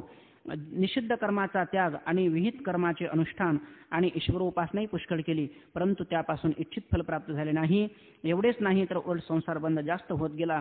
सत्कर्माचरण आणि उपासनानुष्ठान यापासून जरी उत्तम लोकाची प्राप्ती झाली तरी त्यापासून जन्मपरा मरणरूप संसार चुकत नाही. उत्तम लोकातील भोग भोगण्याकरता तेथे तरी जन्म घ्यावाच लागतो. आता या ठिकाणी शिष्य प्रतिपादन करतो परमानंद प्राप्त व्हावा आणि जन्ममरण दुःखरूप जो संसार त्याचा नाश व्हावा अशी दोन प्रकारची इच्छा धरून आपणास शरण आलेलो आहोत. आम्ही जे गुडघे टेकून आणि हात जोडून तुमच्या समोर उभे राहिलेलो आहोत, धन दौलत आम्हाला मिळावी, आम्हाला काहीतरी भरपूर संपत्ती मिळावी या हेतूने आम्ही आपल्यासमोर उभं राहिलेलोच नाही. आमच्या मनामध्ये एक उदात्त भावना आहे. आम्हाला फक्त दुःख संबंधरहित केवळ आनंद पाहिजे. आमच्याकडे संपत्ती जरी नसली, हाताची उशी आकाशाचं पांघरून आणि जमिनीचं अंथरूण करून आम्हाला झोपण्याची वेळ आली तर पडल्याबरोबर आम्हाला झोप लागेल, अशी झोप आम्हाला कधी लागेल असे मार्ग आम्ही तुम्हाला विचारण्याकरता या ठिकाणी आपल्यासमोर गुडघे टेकून हात जोडून उभं राहिलेलो आहे. परमानंद प्राप्त व्हायला पाहिजे आणि जन्ममरण दुःखरूप जो संसार आहे हा पुनरपी जननम पुनरपी मरणम पुनरपी जननी जठरे शयनम इह संसारे खलदुस्तारे कृपया पारे पाही मुरारे. किती वेळा जन्मा यावे, किती व्हावे फजित आगाव उपजने आणि निमणे, हे सातती जे का मानणे तया जीवलोक मी म्हणे संसारुहण. हा जो जन्ममरणाची परंपरा नष्ट व्हावी या हेतूने आम्ही आपल्याला काय आलेलो आहे, शरण आलेलो आहे. जीवनामध्ये आम्ही काय काय करून पाहिलं, अनेक प्रकारचे साधन आम्ही जीवनामध्ये केले, पण आम्हाला आनंद मात्र प्राप्त झालेला नाही. अनेक प्रकारची साधनं केली, अनेक प्रकारचे आम्हाला कष्ट झाले आणि साधनं केल्यानंतर सुद्धा आम्हाला आनंद प्राप्त झाला नाही. उलट पूर्वी आम्ही जसे होतो त्यापेक्षा अधिक पटीने दुःख आम्हाला ते साधनं केल्यानंतर व्हायला लागलेत. आम्हाला असं काही एक साधन सांगा, असं काही एक नियत साधन सांगा. कोणाकडे गेलं, काही लोक कर्मकांडी लोकांकडे गेलं तर कर्मकांडी कर्माचं वर्णन करतात, कर्माने मोक्ष प्राप्त होईल. उपासना करणाऱ्याकडे जर गेलं तर उपासनावाले सांगतात तुम्ही उपासना करा, उपासना केल्यानंतर तुम्हाला काय होईल, परमात्म स्वरूपाचं जे आनंद आहे परमात्म स्वरूप तुम्हाला प्राप्त होईल. योगाकडे गेलं तर योगी सांगतात तुम्ही योग साधना करा, तुम्हाला ते अन्य लोकांकडे गेलं, कोणाकडेही जरी गेलं तरी अन्य मार्ग प्रतिपादन करतात. पण ते मार्ग केल्यानंतर सुद्धा, साधना केल्यानंतर सुद्धा नाना साधनाच्या केल्या खटपटा त्याही न पवती हो याच्या दारवंटा, जाणो जाता जाणीव घाली आळ फाटा, योगाभ्यासे रिद्धी सिद्धी रोदिताती वाटा हो. अनेक प्रकारच्या जीवनामध्ये आम्ही साधनं केले, परंतु त्या साधनाच्या द्वारा मात्र आम्हाला सुख प्राप्त झालेलं नाही. उलट हा संसार बंध जास्तच होत गेला. असं आम्हाला एक नियत साधन सांगा की त्या साधनाच्या द्वारा आम्ही साधन करू आणि आम्हाला निश्चितच परमानंद जीवन मरणाच्या अवयवित पूर्व क्षण एक क्षण पूर्वी आम्हाला तो आनंद प्राप्त होईल असं आम्हाला साधन सांगा. ते साधन आम्ही करू आणि आनंदाला प्राप्त होऊ. निषिद्ध कर्माचा त्याग करून विहित कर्माचे अनुष्ठान आणि ईश्वर उपासनाही पुष्कळ केली. निषिद्ध कर्माचा त्याग करून जीवनामध्ये शास्त्राने जे करू नका म्हणून सांगितलेलं आहे निषिद्ध कर्म कलिंजम माम भक्ष शराब मा पिब असं शास्त्राने सांगितलं. मातृदेवो भव हे करा म्हणून सांगितलं. पितृदेवो भव, आचार्य देवो भव, अतिथी देवो भव, स्वाध्यायान मा प्रमोदितव्यः, स्वाध्यायापासून तुम्ही कधी परावृत्त होऊ नका असं जे वेदाने सांगितलं, जे करा म्हणून सांगितलं ते आम्ही केलंच. आणि निषिद्ध कर्म वेदाने सांगितलं हे करू नका, ते आम्ही काय निषिद्ध कर्माचा संपूर्ण त्याग केला, विहित कर्माचे अनुष्ठानही केले. ईश्वर उपासना जी आहे शास्त्राने सांगितलेली ईश्वर उपासनाही आम्ही पुष्कळ केली, पुष्कळ करून पाहिली. परंतु सांगतात की त्यापासून इच्छित फल मात्र प्राप्त झालेले नाही. जे फल आम्हाला प्राप्त झालं नाही असं आम्ही म्हणणार नाही, पण जे फल आम्हाला पाहिजे, ज्या इच्छेने आम्ही घराच्या बाहेर निघालेलो आहोत, घराचा उंबरठ्याचा त्याग आम्ही ज्या इच्छेने केलेला आहे, ती इच्छा मात्र ते साधन केल्यानंतर आमची पूर्ण झालेली नाही. ती इच्छा पूर्ण व्हावी अशी आमची इच्छा आहे. ते आम्हाला तुम्ही साधन सांगा. एवढेच नाही तर उलट संसार बंद जास्तच होत गेला. हे साधन केल्यानंतर उलट संसार बंद जो आहे त्या संसाराचा नाश तर झालेलाच नाही, त्याचा बात तर झालेलाच नाही, पण उलट संसार बंद जो आहे तो अधिकच फोपावत गेलेला आहे, अधिकच वाढत गेलेला आहे. सत्कर्माचरण सत्कर्माचरण आणि ईश्वर उपासनानुष्ठान यापासून जरी उत्तम लोकाची प्राप्ती झाली तरी त्यापासून जन्ममरण रूप संसार चुकत नाही. ते म्हणतात की सत्कर्माचरण आणि उपासनानुष्ठान यापासून जरी उत्तम लोकाची प्राप्ती झाली तरी जन्मामरण जे आहे ते चुकत नाही. सत्कर्माचरण तुम्ही जीवनामध्ये केलं, अनेक प्रकारचे तुम्ही चांगले चांगले कर्म केले, अनेक प्रकारच्या पंक्ती दिल्या, अनेक प्रकारचं दान धर्म केलं, खेड्यामध्ये तुम्ही पंक्ती दिल्या. काही लोकांनी खेड्यामध्ये कीर्तनामध्ये जाऊन सांगितलं की तेथे एक शीत दिलेले अन्न, तीर्थक्षेत्रामध्ये जर एक शीत अन्न दिलं तर हजारो ब्राह्मण जेवल्याचं पुण्य मिळते. पुन्हा आम्ही खेड्यातून तीर्थक्षेत्रामध्ये आलो, तीर्थक्षेत्रामध्ये एक ब्राह्मण जीव नाही घातला, असे हजारो ब्राह्मण जीव घातलेत, अनेक प्रकारचं पुण्य संपादन केलं, पण पुण्य मिळालं म्हणजे काही जन्ममरण नष्ट झालं असं नाही. तर पुण्य मिळाल्यानंतर मनुष्याला उत्तम लोकाची प्राप्ती होते, उत्तम लोक त्याला मिळतात. आणि पुन्हा उत्तम लोक मिळाल्यानंतर सुद्धा जोपर्यंत मनुष्याचं पुण्य आहे तोपर्यंत मनुष्य त्या ठिकाणी राहत असतो. एकदा का ते पुण्य संपलं तर आपण भगवद्गीता वाचलेलीच आहे, त्यामध्ये प्रतिपादन केलेलंच आहे, ते तम भुक्त्वा सर्व लोकम विशालम क्षणे पुण्यः मर्त्य लोकम इशंती एवं त्रैधर्म मनोप्रपन्ना गतागतं काम कामा लभंते. ज्ञानेश महाराज भाष्य करतात, मग पुण्याची पौटी सरे सवेची इंद्रपणाची उटी उतरे, परतोनी येऊ लागती माघारे मृत्यू लोका जैसा वेश्याभोगी कवळावेचे, मग दारहीचे पुणे तेचे तैसे लाजीरवाणी दीक्षितांचे काय सांगो. एकदा का पुण्य संपलं याला म्हणतात आत्मनिवेदन नावाची भक्ती. शिष्य जो आहे तो आपल्या मनातले जेवढे म्हणून काही भाव आहेत ते सर्व भाव चांगले असोत अगर वाईट असो, हे सर्व भाव आपले श्रीगुरूंच्या समोर प्रतिपादन करत आहेत. मी ईश्वर उपासनानुष्ठान केलेलं आहे, निषिद्ध कर्माचा त्यागही केलेला आहे, पुन्हा विहित कर्माचा आचरणही मी केलेला आहे. मी आपल्यासमोर उपस्थित झालो, परमानंद प्राप्त व्हावा, आत्यंतिक दुःखाची निवृत्ती व्हावी याकरता मी आपल्यासमोर, याला म्हणतात मनातले जे भाव आहेत. हे मनातले भाव श्रीगुरूंच्या समोर तो जे आहेत, जे माझ्या मनामध्ये आहे, नाही तर मग वचश्चेकम मनश्चेकम कर्मण्येकम, महात्मना वाणीमध्ये एक, मनामध्ये एक आणि बोलण्यामध्ये पुन्हा तिसरंच, अशी याची भूमिका नाही. जे मनामध्ये आहे तेच त्याच्या वाणीमध्ये आहे आणि तेच पुन्हा कशामध्ये आहे, क्रियेमध्ये आहे. श्रीगुरूंच्या समोर अंतकरणातले जेवढे म्हणून काही भाव आहेत ते भाव आपले या ठिकाणी प्रतिपादन करत आहेत. याला शास्त्रामध्ये श्रवणम कीर्तनम विष्णू स्मरणम पाद सेवनम अर्चनम वंदनम दास्यम सख्यम आत्मनिवेदनम अशी जी 9दा भक्ती प्रतिपादन केली आहे, त्या 9दा भक्तीपैकी असलेली जी आत्मनिवेदन भक्ती आहे ती आत्मनिवेदन भक्तीचा अवलंब करून या ठिकाणी शिष्य आपल्या मनातले जे भाव आहेत ते सर्व मनातले भाव या ठिकाणी गुरूंच्या पुढे प्रतिपादन करत आहे. उपासनानुष्ठान यापासून जरी उत्तम लोकाची प्राप्ती झाली, उत्तम लोकाची प्राप्ती होते. उत्तम लोक म्हणजे जे स्वर्गातले भोग आहेत, त्या स्वर्गातले भोग त्याला सर्व प्राप्त होतात. त्या भोगाचं वर्णन ज्ञानेश्वर महाराजांनी केलेलं आहे. दिव्य देव भोगान या पदात ज्ञानोबराय वर्णन करतात. मला वाटते मी परवाला हे सांगून गेलो. त्रैविद्या माम सोमपापूत पाह पाह यज्ञ दिष्टवा स्वर्गतीम पार्थयन्ते ते पुण्यमासाद्य सुरेंद्र लोकहा मश्नंती दिव्यान दिव्य देव भोगान. याच्यात ज्ञानेश्वर महाराजांचं भाष्य वाचण्यासारखं आहे, आपण वाचलेलंही आहे. ते भाष्य त्या ठिकाणी पाहण्यासारखं आहे. काय होतं त्या ठिकाणी अनेक प्रकारचे भोग आपल्याला भोगायला मिळतात, पण ते संपल्यानंतर पुन्हा ज्ञानेश्वर महाराज वर्णन करतात आपल्याला खाली यावं लागतं. उत्तम लोकाची प्राप्ती झाली तरी त्यापासून जन्ममरणरूप संसार मात्र चुकत नाही. उत्तम लोक मिळाले म्हणजे काय जन्ममरण चुकलं का हो? जन्ममरण चुकत नसतं. अहो जन्ममरण चुकण्या उत्तम लोकाची प्राप्ती देवादिकांना झालेली आहे. देव सुद्धा या मृत्यूलोकाची इच्छा करतात आणि मृत्यूलोकामध्ये आम्ही भगवंताचं नामचिंतन करू आणि जन्ममरणाची परंपरा नष्ट करू. स्वर्गेचे अमर इच्छिताती देवा मृत्यूलोकी व्हावा जन्मामा नारायण नामे हो जीवनमुक्त, किंवा इहलोकिता हा देह देव इच्छिताती पाये धन्य आम्ही जन्म आलो दास विठोबाचे झालो. इहलोकातले देव स्वर्गाधिकातले जे आपलं इहलोकिता हा देह देव इच्छिताती पाहे, स्वर्गातले जे देव आहेत तो देव सुद्धा या देहाची इच्छा करतात आणि या देहाला आम्ही येऊ, या ठिकाणी अनेक प्रकारचे साधनं करू आणि खऱ्या अर्थाने साधनं करून आम्ही मुक्त होऊ, जन्ममरणाची परंपरा नष्ट करू असे देव सुद्धा काय करतात या ठिकाणी इच्छा करतात. उत्तम लोकातील भोग भोगण्याकरता तेथे तरी जन्म घ्यावाच लागतो आणि उत्तम लोकांमध्ये सुद्धा आपल्याला भरपूर पुण्य केलेलं आहे. आपल्याला आता उत्तम लोकांमध्ये असलेले जे भोग आहेत ते भोग भोगायचे आहेत, पण त्या ठिकाणी सुद्धा आपल्याला जन्म घ्यावा लागतो आणि जन्म घेऊनच आपल्याला ते भोग भोगावे लागतात आणि पुन्हा संपल्यानंतर पुन्हा खाली यावं लागतं. आणि पुन्हा खाली येऊनही आपल्याला काय करावं लागतात, जन्म घ्यावे लागतात. त्या ठिकाणी जे भोग आपल्याला भोग आपण जे भोगतो ते भोगाला सुद्धा ज्ञानेश्वर महाराज, जगद्गुरू तुकाराम महाराज भोग म्हणत नाही, त्याला भवरोग असं म्हटलेलं आहे. इंद्रादिक भोग, भोग नव्हे तो भवरोग. इंद्रादिक जे भोग आहे ते भोग नाही, संतांच्या दृष्टीने ते खऱ्या अर्थाने भवरोग आहे असं संतांनी म्हटलेलं आहे. शिवाय तेथे जरी उत्तम भोग असले तरी ते अनित्य व क्षणभंगूरच आहेत. शिवाय त्या ठिकाणी उत्तम लोकांमध्ये, स्वर्गाधिकांमध्ये जे उत्तम भोग आहेत ते भोग जरी त्या ठिकाणी असले तरी देखील ते कसे आहेत, अनित्य आहेत. आणि अनित्य आहेत म्हणून तर जगद्गुरू तुकाराम महाराज वर्णन करतात. महाराज म्हणतात, तुका म्हणे त्याचे कळले आम्हा वर्म, जे जे कर्म धर्म नाशिवंत, त्या उत्तम लोकातील स्वर्गातील जे भोग आहे त्या भोगांचं वर्म आम्हाला समजलेलं आहे.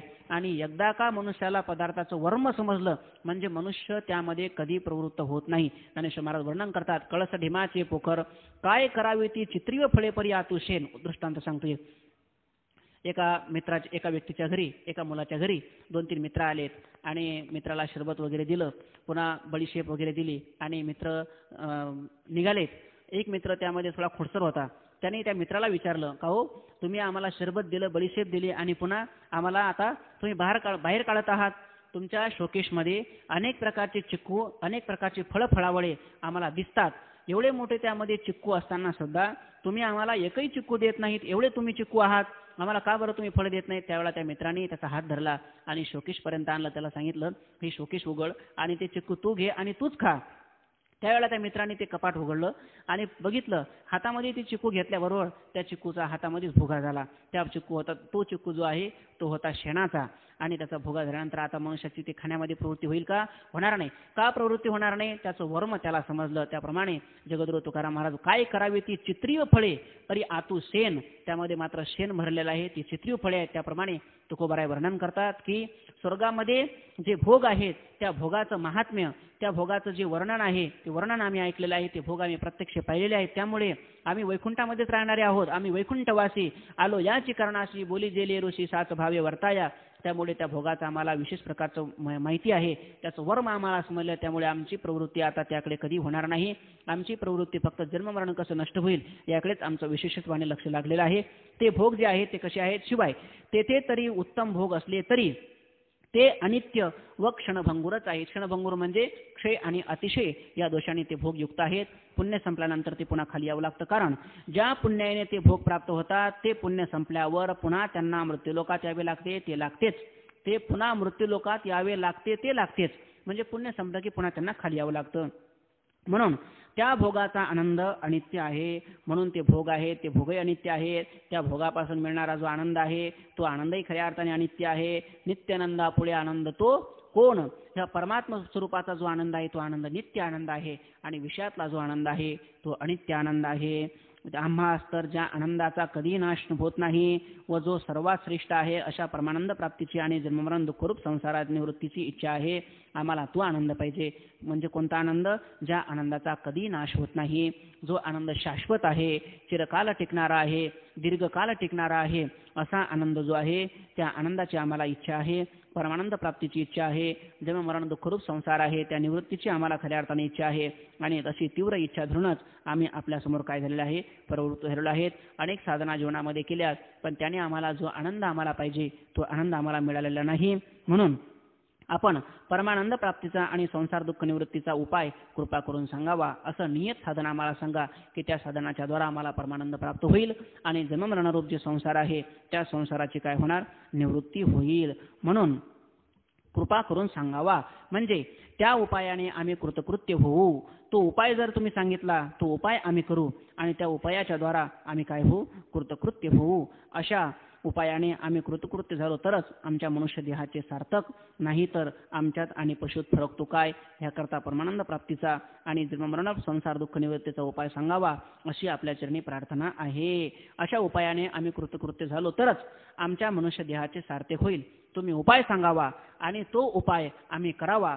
ती उपाय जर आम्ही केले तर ज्याकरता आम्हाला हा देह मिळालेला आहे, जन्म आलो त्याचे आजी फळ झाले साचे, तुम्ही सांभाळिले संती भय निरसली खंती, कृतकृत्य झालो इच्छा केली ते पावलो, असं जसं वर्णन केलंय. कृतम कृत्यम प्रापणीयम प्राप्तमित्यैव तृप्यती. हा मनुष्य देह मिळाला ज्याकरता हा खऱ्या अर्थाने मनुष्य देह मिळालेला आहे त्या मनुष्य देहाचं सार्थक होईल. अन्यथा ज्या मातेने आम्हाला जन्म दिलेला आहे त्या मातेची कूस खऱ्या अर्थाने त्याच वेळेला धन्य होईल. जीवनामध्ये किती संपत्ती मिळाली, जीवनामध्ये किती पैसा मिळाला, जीवनामध्ये अन्य काही भरपूर कीर्ती मिळाली, म्हणजे मातेची कूस धन्य होईल असं सांगता येणार नाही. तर ज्या वेळेला परमानंदाची प्राप्ती होईल आणि आत्यंतिक दुःखाची निवृत्ती होईल किंवा परब्रह्मस्वरूपाच्या ठिकाणी आपली वृत्ती स्थिर होईल त्याच वेळेला खऱ्या अर्थाने मातेची कूस धन्य केली अशा प्रकारचं होईल. कुलम पवित्रम जननी कृतार्था वसुंधरा पुण्यवती च तेन अपार संवित सुख सागरेस्मिन लीनम परिब्रह्मणी यस्य चेतः. कुलम पवित्रम, जर आम्हाला हा आनंद प्राप्त झाला, दुःखाची निवृत्ती झाली आणि केवळ आनंदाची प्राप्ती झाली तर कुलम पवित्रम, आमचं कुल काय झालं, खऱ्या अर्थाने पवित्र झालं. जननी कृतार्था, ज्या आईच्या कुशीमध्ये आम्ही जन्म घेतला त्या आईची कुस काय झाली, धन्य झाली. कुल एक पवित्र नाही, दोन्ही पक्षपाही उद्धरती, मातेचंही कुळ आणि वडिलांच्याही कुळाचा खऱ्या अर्थाने आम्ही उद्धार केला अशा प्रकारचं होईल.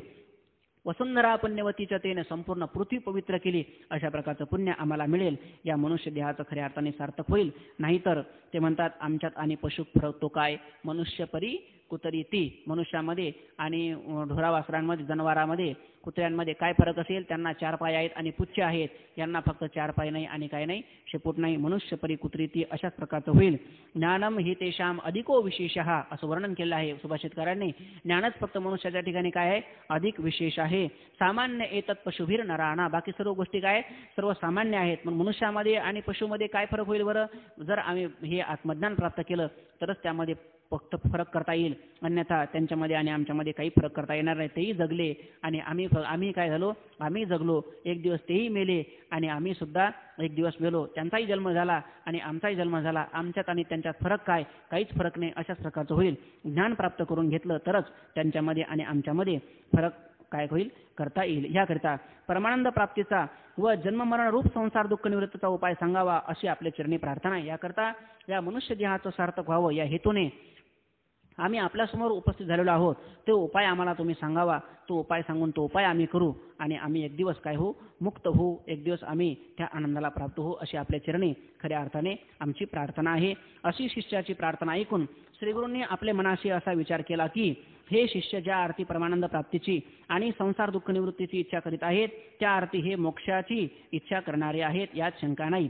श्रीगुरूंनी मनामध्येच असा विचार केला की निश्चितच यांना मोक्षाचीच काय आहे, इच्छा आहे. ज्या अर्थी इतकी हे अंतःकरणामध्ये मनामध्ये तळमळ करतात आम्हाला मोक्षच प्राप्त व्हावा, आमचं दुःखच निवृत्त व्हावं आणि आनंदच आम्हाला प्राप्त व्हावा, असे ज्या अर्थी यांच्या अंतःकरणामध्ये संकल्प होतात त्या अर्थी हे निश्चितच मुमुक्षु आहेत.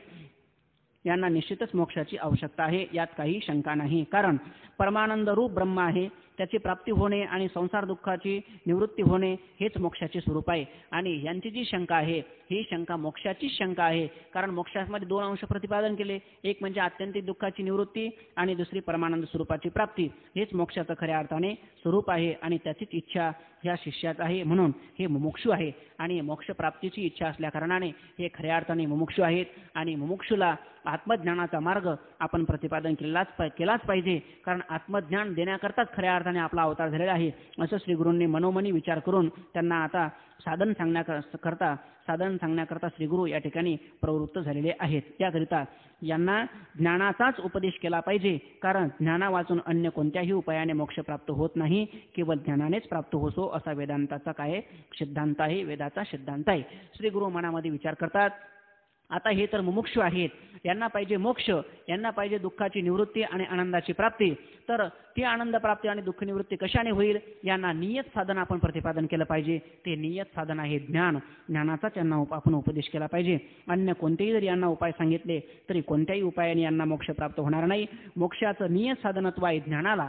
ज्ञाना वाचून अन्य कितीही साधनं केली तर ज्ञानेश्वर महाराज वर्णन करतात, ज्ञाने विन एके उपाय करुषी जितुके तितुका गुंपिसी अधिके रुखिये. ज्ञानाव्यतिरिक्त अन्य कितीही तुम्ही जीवनामध्ये साधनं केली तरी सुद्धा तुम्हाला संसारबंध निवृत्त होणार नाही, उलट अधिक त्या संसारामध्ये काय होणार, तुम्ही गुरफडणार. पण आत्मज्ञान मात्र तुम्हाला त्या संसाररूपी बंधातून कधी तुम्ही परावृत्त होणार नाही. ज्ञानाचं त्यांना मार्गदर्शन केलं पाहिजे, ज्ञानाचा उपदेश केला पाहिजे असा मनोमनी विचार करून त्यांनी ज्ञानाचा उपदेश करण्याकरता आरंभ केला. परंतु ज्ञानाचा उपदेश केला पाहिजे एवढेच म्हटल्याने भागणार नाही, कारण सांख्य मतात प्रकृती पुरुषाच्या विवेकाचे नावही ज्ञान आहे. कनादाच्या मतात सप्त पदार्थाचा विचार प्रतिपादन केलेला आहे, करणे हेच ज्ञान आहे. अशा रीतीने पुष्कळ शास्त्रकार प्रकार निरनिराळ्या प्रकारची ज्ञानाचे स्वरूप सांगून त्या ज्ञानापासून मोक्ष होईल असे म्हणतात, पण ते व्यर्थ आहे. मग ते म्हणतात ज्ञान सांगितलं पाहिजे, ज्ञान सांगितलं पाहिजे, पण ज्ञान शब्द हा पारिभाषिक शब्द आहे. प्रकृती पुरुष सांख्यशास्त्रामध्ये ज्ञान सांगितलेलं आहे. त्यानंतर न्यायशास्त्र जे आहे, न्यायिकांनी ज्ञानाचा विचार केला आहे. ते म्हणतात, काही म्हणतात सप्त पदार्थाचा विचार करणे, याला काहींनी ज्ञान म्हटलेलं आहे. काही प्रकृती आणि पुरुष यांचा विचार करणे, याला काहींनी ज्ञान म्हटलेलं आहे. प्रकृती पुरुषाचा विचार म्हणजे ज्ञान, सप्त पदार्थाचा विचार द्रव्य गुण कर्म सामान्य विशेष समवाय आणि अभाव, हे जे सप्त पदार्थ आहे, या सप्त पदार्थाच्या विचाराला ज्ञान म्हणतात. मग कोणतं ज्ञान यांना सांगायचं आहे याचाही विचार केला पाहिजे. कारण फक्त प्रतिज्ञा करणं, आम्ही ज्ञान सांगतो अशी प्रतिज्ञा केली म्हणजे भागत नाही, त्याचं आपल्याला वर्णन करून सांगायचं आहे. नाही प्रतिज्ञा मात्रेन वस्तू सिद्धी किंतु लक्षण प्रमाणाभ्याम वस्तू सिद्धी, प्रतिज्ञा केली म्हणजे भागत नाही, त्याचं लक्षण आपल्याला करावं लागेल. म्हणजे ज्ञान कोणतं सांगायचं ते आता या ठिकाणी वर्णन करतात. असे पुष्कळ ज्ञान आहे. अशा रीतीने पुष्कळ शास्त्रकार निरनिराळ्या प्रकारचे ज्ञानाचे स्वरूप सांगून त्या ज्ञानापासून मोक्ष होईल असे म्हणतात, पण ते व्यर्थ आहे. बाकीचे ज्ञान जे आहेत हे सर्व ज्ञान व्यर्थ आहेत. प्रकृती पुरुषाचं ज्ञान तेही व्यर्थ आहे. त्यानंतर सप्त पदार्थाचं जे ज्ञान आहे तेही खऱ्या अर्थाने व्यर्थ आहे. मग आता ज्ञान सांगायला पाहिजे, पण कोणतं ज्ञान सांगितलं पाहिजे? मोक्ष तर वेदोक्त जीव ब्रह्मैक्य ज्ञानाने होतो, आणि मोक्ष जो आहे तो वेदोक्त वेदाने सांगितलेलं जे जीव आणि ब्रह्माचं ऐक्य आहे, त्या जीवब्रह्माच्या ऐक्याच्या द्वाराच खऱ्या अर्थाने मोक्ष प्राप्त होतो. मग आता यांना वेद प्रणित, उपनिषदाने प्रणित, उपनिषद प्रणित, भगवतपूज्यपाद शंकराचार्य प्रणित, व्यास प्रणित, ज्ञानेश्वर महाराज प्रणित जे सिद्धांत आहेत, त्या सिद्धांताचं जे ज्ञान आहे, त्यांनी प्रतिपादन केलेलं जे ज्ञान आहे, ते ज्ञानच जर आपण प्रतिपादन केलं तरच त्यांना खऱ्या अर्थाने मोक्ष प्राप्त होईल. मग आता ते ज्ञान वेदांनी प्रतिपादन केलेले जे जीव ब्रह्मैक्य ज्ञान आहे, ते ज्ञान सांगण्याकरता या ठिकाणी श्री गुरु प्रवृत्त झालेले आहेत. याकरिता शिष्यांना जीव ब्रह्मैक्य ज्ञानाचा उपदेश केला पाहिजे असे श्री गुरूंनी आपल्या मनाशी ठरवून त्या ज्ञानाच्या उपदेशास आरंभ केलेला आहे. मनोमनी श्री गुरूंनी असा विचार केला, यांना वेदांनी प्रतिपादन केलेले जे जीव ब्रह्मैक्य ज्ञान आहे, ते जीव ब्रह्मैक्य ज्ञान आपण प्रतिपादन करू आणि यांना आनंदावर आपण आरूढ करू. मरणाच्या एक क्षणपूर्व यांना तो आनंद मिळेल अशी खात्री श्रीगुरूंनी मनोमनी केली. आणि आता या ठिकाणी श्रीगुरू त्यांना उपदेशाचा प्रकार प्रतिपादन करत आहेत. श्रीगुरू या ठिकाणी आता उत्तर देतात. शिष्यांनी केलेली जी शंका आहे त्या शंकेचं उत्तर श्रीगुरू या ठिकाणी देण्याकरता त्यांनी आरंभ केलेला आहे. हे शिष्य, एकदम लक्षपूर्वक जर आपण आता ऐकलं तर अवघ्या 5 मिनिटामध्ये आपला हा पॅरेग्राफ पूर्ण होऊ शकतो. श्री गुरु उत्तर देतात, हे शिष्य, तुला एक परमानंद प्राप्तीची आणि संसार दुःख निवृत्तीची जी इच्छा होत आहे ती भ्रमाने होत आहे. या ठिकाणी श्री गुरु पहिल्याच वाक्यामध्ये हा तुझा भ्रम आहे असं शिष्याला सांगतात. परमानंद प्राप्तीची जी तुला इच्छा होते आणि संसार दुःख निवृत्तीची जी तुला इच्छा होते, ही इच्छा तुला खऱ्या अर्थाने भ्रमाने इच्छा होत आहे. परमानंद तुला प्राप्तच आहे आणि दुःख हे आत्मस्वरूपाच्या ठिकाणी नित्य निवृत्त आहे. आनंदाचा झरा तुझ्या अंतकरणामध्ये वाहत आहे आणि दुःख तुझ्या आत्मस्वरूपाच्या ठिकाणी दुःखाचा त्रैकालिक अत्यंत अभाव आहे. तरी सुद्धा तुला आनंद प्राप्तीची आणि दुःखाच्या निवृत्तीची इच्छा होते. याचा अर्थ तुला निश्चितच भ्रम झालेला आहे आणि तो भ्रम कळाला म्हणजे भ्रम काय होत असतो, निघून जात असतो. जसं आपण उदाहरण बऱ्याच वेळेला महाराजांच्या अमृतमय मुखातून श्रवण केलेलं आहे की जसं एकदा गाव मामा आहे असं कळालं म्हणजे गाव मामा निघून चालला जात असतो, त्याप्रमाणे भ्रम कळला म्हणजे भ्रम निघून जात असतो. भ्रमाने ही तुला इच्छा होत आहे. कारण परमानंद रूप जे ब्रह्म ते साक्षात कोण आहे, ते तूच आहेस. ब्रह्म दुसरे तिसरीकडे कोणी नसून ब्रह्म कोणातरी दुसऱ्या धर्मशाळेत शोधायचं आहे किंवा ब्रह्म हे अन्य कोणीतरी गावामध्ये राहतं, अन्य तीर्थक्षेत्रामध्ये कुठेतरी आहे, त्याचा आपल्याला शोध घेतला पाहिजे असं काही नाही. तर ब्रह्म जे आहे ते ब्रह्म कोण आहे, तूच आहे. तत्वमसी, ते ब्रह्म साक्षात तूच आहे.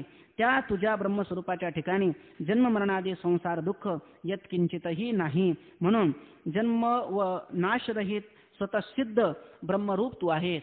मग म्हणजे ब्रह्म जे आहे ते ब्रह्म साक्षात कोण आहे, तूच आहे. ब्रह्मस्वरूपाच्या ठिकाणी जन्म मरणादी जे संसार दुःख आहे ते दुःख यत्किंचितही नाही. आणि जन्म व नाशरहित स्वतःसिद्ध ब्रह्मरूप कोण आहे, साक्षात तूच आहेस. आणि त्या ब्रह्मरूप आत्म्याच्या ठिकाणी संसार दुःख मुळीच नाही असा निश्चय कर. वास्तविक पाहता असा विचार केला तर आत्मस्वरूपाच्या ठिकाणी खऱ्या अर्थाने दुःखही नाही आणि आत्मस्वरूपाच्या ठिकाणी आनंद नित्य काय आहे, प्राप्त आहे. मग नित्य आनंद प्राप्त आहे, दुःख नित्य निवृत्त आहे, तरी सुद्धा मनुष्याला दुःख निवृत्त आहे असं वाटत नाही आणि आनंद प्राप्त आहे असंही वाटत नाही. का वाटत नाही? ज्ञानेश्वर महाराज वर्णन करतात. बाबुळी ती सारावी हाते वाचोनी पाणी तव असे ऐते अभ्रती जावे गगनते सिद्धची की. अज्ञानाची निवृत्ती केल्यानंतर मनुष्याच्या ठिकाणी आनंदही प्राप्त आहे आणि दुःखही नित्य निवृत्त आहे. अज्ञानामुळे मनुष्याला असा भ्रम झालेला आहे की मी दुःखरूप आहे आणि आनंद माझ्या ठिकाणी नाही. बाबुळीची शेवाळ बाजूला केल्यानंतर जसं पाणी हे त्या नित्य सिद्ध आहे त्याप्रमाणे अज्ञान दूर केल्यानंतर मनुष्याच्या ठिकाणी आनंद जो आहे तो आनंद नित्य काय आहे मनुष्याला प्राप्त आहे असा तू निश्चय कर. अरे जी वस्तू आपल्याजवळ नसते म्हणजे अप्राप्त असते त्याच्या प्राप्तीची इच्छा संभवनीय आहे. जी वस्तू आपल्याजवळ नाही ती वस्तू आपल्याला प्राप्त व्हावी अशी इच्छा मनुष्याच्या अंतःकरणामध्ये व्हायला पाहिजे. पण जी वस्तू प्राप्त आहे प्राप्ताची मनुष्याने काय प्राप्ती करून घ्यायची आणि नित्य निवृत्ताची मनुष्याने निवृत्ती तरी काय करून घ्यायची. म्हणजे प्राप्तही करण्याची आवश्यकता नाही आणि निवृत्ती करण्याची आवश्यकता नाही. ही जी तुला आवश्यकता भासत आहे ते खऱ्या अर्थाने तुला भ्रमाने आवश्यकता होत आहे. जी वस्तू आपल्याजवळ नसते ती वस्तू आपल्याला प्राप्त करायची असते. तसेच जन्म मरण रूप संसार तुझ्या आत्म्याच्या ठिकाणी असता तर त्याच्या निवृत्तीची इच्छा होणे साहजिक आहे. जन्म मरण रूप जो संसार आहे तो संसार आत्मस्वरूपाच्या ठिकाणी तो संसार जर असता तर त्याच्या निवृत्तीची इच्छा मनुष्याला झाली असती. पण आत्मस्वरूपाच्या ठिकाणी संसाराचा काय त्रैकालिक अत्यंत अभाव आहे. त्यामुळे त्याची इच्छा करणे हे काय नाही तुला योग्य नाही. होत आहे पण ती भ्रमाने होत आहे. पण त्या जन्मादी संसाराचा तुझ्या आत्मस्वरूपाच्या ठिकाणी लेस सुद्धा नाही असे असता तुला परमानंद प्राप्तीची आणि संसार दुःख निवृत्तीची इच्छा होते. तो काय आहे सांग बरं तूच. तो भ्रम नाही का? अर्थात तो काय आहे भ्रमच आहे. भ्रमाने तुला ही इच्छा होत आहे. शिष्य मोक्षाच्या इच्छेने. आता या ठिकाणी हे जे ब्रॅकेटमध्ये दिलेलं आहे कंसामध्ये हे मत श्रीगुरूंचंही नाही आणि हे शिष्याचंही नाही. हे मूळ ग्रंथकारांचं या ठिकाणी मत ग्रंथकार प्रतिपादन करतात. शिष्य मोक्षाच्या इच्छेने श्रीगुरूकडे गेला असता त्या श्रीगुरू महावाक्याचा उपदेश करतात म्हणून जे म्हणतात तो उपदेश हाच होय. असा उपदेश केल्यावर जर शिष्य उत्तम अधिकारी असेल तर तो त्या क्षणी कृतार्थ होईल. पण असा भगवान विराळा आणि जर मंदाधिकारी असेल तर त्यास रात्रंदिवस दुःख भोगणारा मी सच्चिदानंद ब्रह्मरूप कसा असेल अशी शंका येईल. आणि कोणासही तू ब्रह्मरूप आहे असे सांगितले तर त्यास एकाएकी पटणार तरी कसे? ती शंका येणारच. त्याप्रमाणे या शिष्याच्या मुखाने प्रथम आत्म्याच्या परमानंद स्वरूपाविषयी मूल ग्रंथकार शंकेस आरंभ करणार आहेत.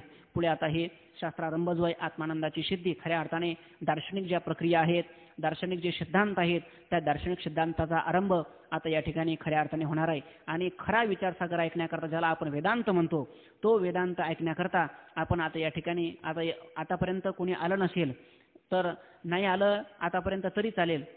कोणी आणखी येणार असेल तरी सुद्धा त्याने आतापासून जरी पाठाला येऊन बसलं तरी सुद्धा जे दार्शनिक चिंतन आहे ते न्याय सांख्य योग वैशेषिक सर्व दर्शनकाराचे शॉर्टकटमध्ये थोडक्यामध्ये मतं या तरंगामध्ये विस्तारपूर्वक ग्रंथकारांनी वर्णन केलेलं आहे. विस्तारपूर्वक म्हणजे जेवढं पाहिजे ताकापुरतं रामायण ज्याला म्हणतात ते वर्णन या ठिकाणी ग्रंथकारांनी केलेलं आहे.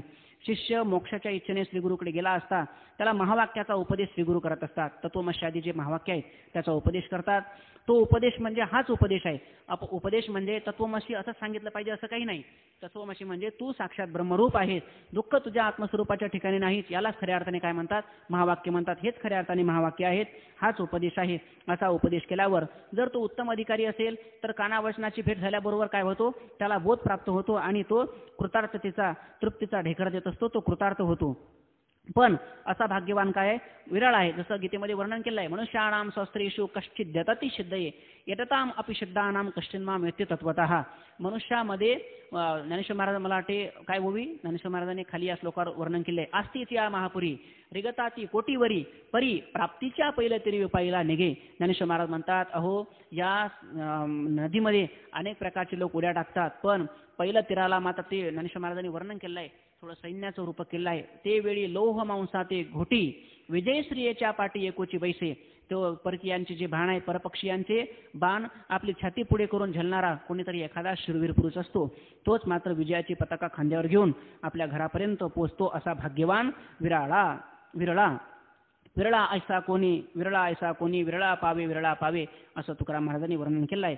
आणि जर मंद अधिकारी असेल तर त्यास रात्रंदिवस दुःख भोगणारा मी सच्चिदानंद रूप ब्रह्मरूप कसा असेल बरं, अशी शंका येईल. आणि कोणासही तू ब्रह्मरूप आहे असे जर सांगितले तर त्यास एकाएकी काय नाही, पटतही नाही. एकाएकी आपण त्याला सांगितलं या महाराज तुम्ही साक्षात काय आहात, ब्रह्मरूप आहात, असं जर आपण एकदम नवीन आनंदीला आलेला विद्यार्थी आहे ज्याने वेदांत शब्द नवीनच ऐकलेला आहे, वेदांत कशाला म्हणतात हे ज्यांनी शब्दही ऐकलेला नाही, ग्रंथ तर बाजूलाच राहिले, वेदांत विचारसागरही ज्यांनी पाहिलेला नाही, अशा पुरुषाला जर आपण म्हटलं तुम्ही साक्षात काय, डॉक्टर महाराज एक उदाहरण सांगित असतात, न्हावी बाबाचं उदाहरण सांगतात.